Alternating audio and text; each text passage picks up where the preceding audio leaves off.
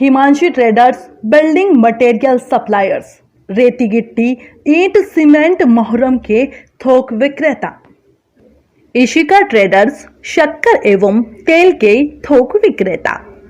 संजू भैया पताशे वाले, मोतीचूर के लड्डू, सोहन पपड़ी, kaju katli, malai barfi, milk cake, rasgulla, Bengali sweets, kesar katli, 11 Parshuram Marg, Gandhinagar, Indore.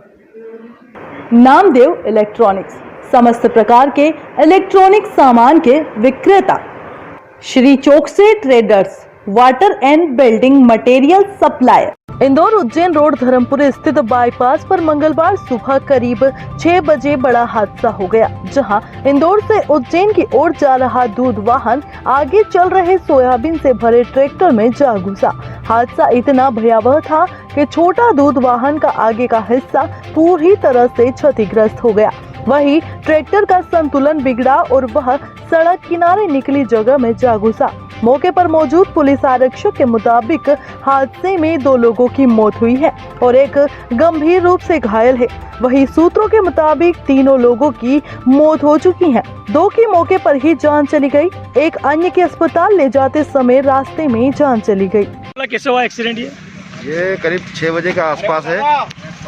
6 बजे के आसपास हमको जानकारी मिली, यहाँ पे लोकल आदमी की द्वारा बोले यहाँ पे एक्सीडेंट हुआ है दूध वाहन का और ट्रैक्टर का। सूचना मिलते ही हम यहाँ पे तुरंत आए। यहाँ पे स्थिति बहुत गंभीर थी, 3 व्यक्ति गंभीर रूप से घायल हुए हैं यहाँ पे। उनको तुरंत एम्बॉय हॉस्पिटल और एक को सागर हॉस्पिटल में उपचार के लिए पहुँचाया गया है। और यहाँ पे हमने वाहन इधर साइड में करवा दिए और ऐसी कोई स्थिति नहीं है, बढ़िया। क्या मामला था? कौन सा वाहन किधर जा रहा था और किससे कौन सा वाहन टकराया? थोड़ा सा बताइए। दोनों वाहन एक ही तरफ इंदौर तरफ जा रहे थे। एक मंडी के लिए जा रहा था, ट्रैक्टर मंडी के लिए जा रहा था और दूध वाहन अपना दूध लेके इंदौर जा रहा था। ट्रैक्टर में क्या सोयाबीन भरी हुई थी? सोयाबीन भरी थी ट्रैक्टर में और ये पीछे से दूध वाहन पीछे ट्रैक्टर में घुस गया, जिससे ये हादसा हुआ। बताया जा रहा है कि कुछ लोगों की मौत भी हुई है यहाँ पर। हाँ, करीब जानकारी मिली हमको, 2 घायल, 2 एक्सपायर हो गए हैं और एक गंभीर रूप से घायल है। आपका परिचय? मेरा नाम कपूर चौधरी, जो कि थाना सागर से हूँ।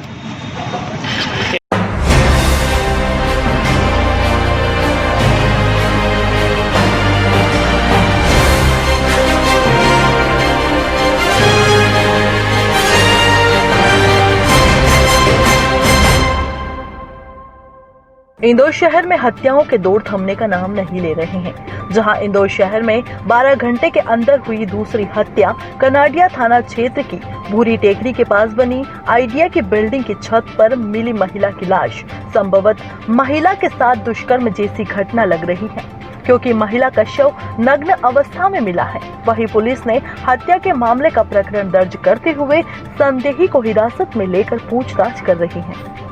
कनाडिया क्षेत्र में भूरी टेकरी पर कमज़ोर वर्ग के लिए जो मल्टी बनाई है शासन के द्वारा, वही मल्टी में के छत के ऊपर एक अज्ञात महिला का शव मिला है और जो खून से लथपथ है और ऐसा प्रतीत होता है कि डेथ जो है वो होमिसाइडल प्रकृति की है। और पुलिस द्वारा जो है वो अज्ञात महिला, चूँकि अज्ञात महिला भी है और वहाँ की परिस्थितियाँ देखकर ऐसा लग रहा है कि वो मांग कर या इस टाइप से अपना जीवन यापन करने वाली महिला है, 30 वर्ष के लगभग की महिला है। और पुलिस ने संबंधित संदिग्धों को निगरानी के दायरे में रखते हुए और तलाश कर रही है और बहुत जल्दी जो है घटना का खुलासा कर दिया जाएगा। तो क्षेत्र में कुछ मिली जानकारी था, उसके आसपास के लोग थे, आसपास के लोगों से जानकारी कुछ मिली है और बहुत जल्दी जो है उसका खुलासा किया जाएगा।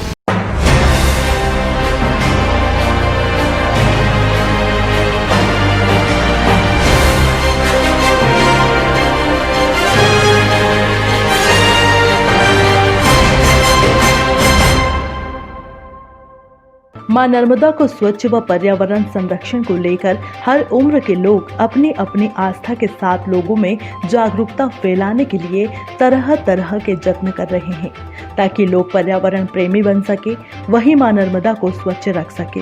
जानकारी के अनुसार महाराष्ट्र प्रदेश के मानसिक शहर निवासी एक 72 वर्षीय बुजुर्ग सहित 12 बुजुर्ग अपनी अपनी आस्था के साथ नर्मदा परिक्रमा की यात्रा साइकिल से कर रहे हैं।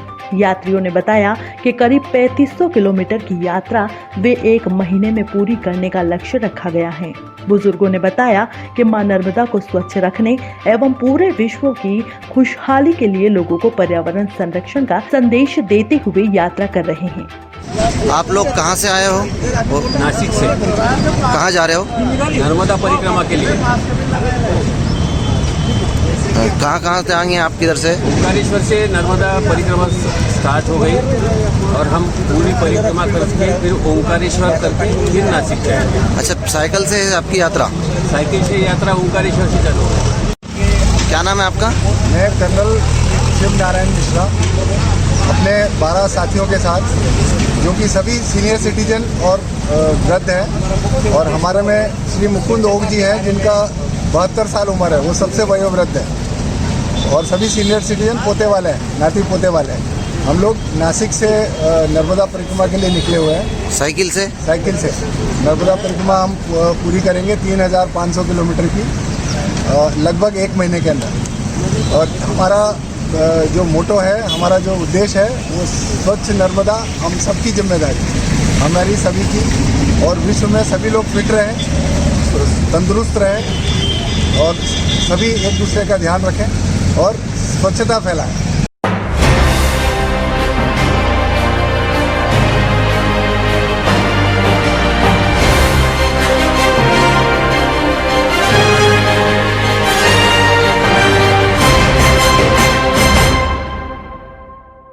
बागोद थाना चौकी के अंतर्गत समीप गांव में मेथावा के 21 वर्षीय युवक राकेश पिता गब्बू जाट अपने खेत में रोटावेटर चलाते वक्त ट्रैक्टर पर जा गिरा। गिरते ही वह ट्रैक्टर के पीछे पंचर रोटावेटर में जा घुसा। रोटावेटर घूम रहा था, वह पूरी तरह से उसमें लिपट गया और मौके पर ही दम तोड़ दिया। बलवाड़ा पुलिस मौके पर पहुंची और मर्ग कायम कर शव को पोस्टमार्टम के लिए बलवाड़ा शासकीय अस्पताल पहुंचाया।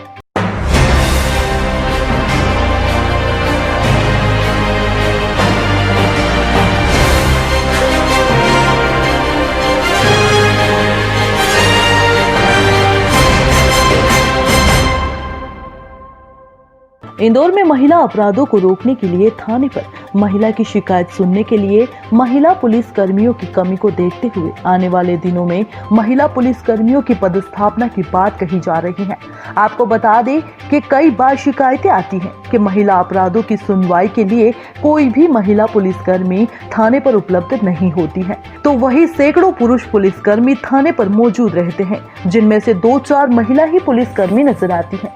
इसी को लेकर डीआईजी से चर्चा में भैया जी का कहना है कि ऐसा कम ही होता है कि महिला की शिकायत सुनने के लिए महिला उपलब्ध ना हो, लेकिन अगर ऐसा किसी थाने पर पाया जाता है तो वहां पर महिला पुलिसकर्मियों की पदस्थापना की जाएगी, ताकि महिलाओं की शिकायत का त्वरित रूप से कार्यवाही की जा सके।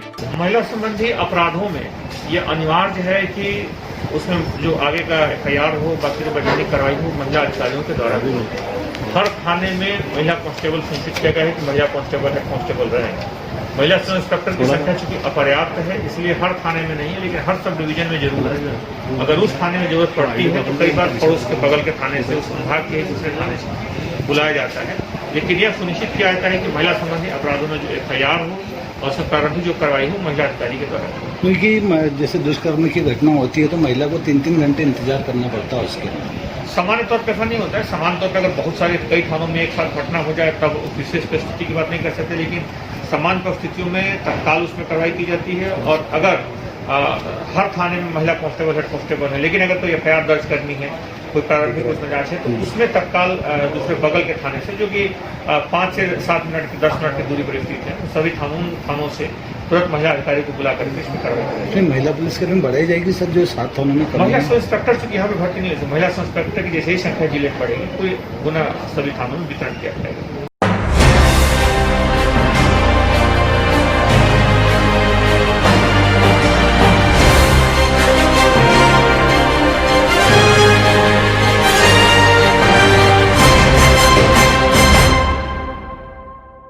इंदौर के लक्ष्मीबाई नगर रेलवे स्टेशन से गुवाहाटी के लिए किसान रेल को इंदौर सांसद शंकर लालवानी द्वारा हरी झंडी दिखाकर रवाना किया गया।